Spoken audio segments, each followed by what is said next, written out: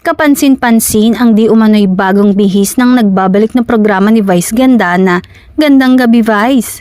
Makikita sa post sa social media account na mas kapansin-pansin ang bagong matingkad na kulay nito.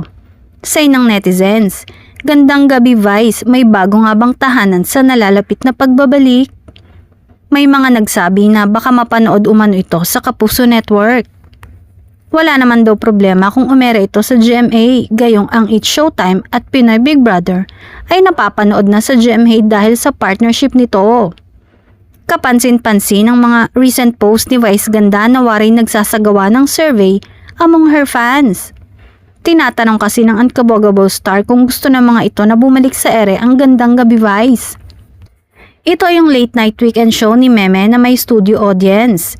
Dahil sa balitang magbabalik ito sa TV kung kaya't napagtanto ng marami na kaya tinanggihan ni Vice Ganda na muling mag-judge sa pagbabalik ng Pilipinas Got Talent.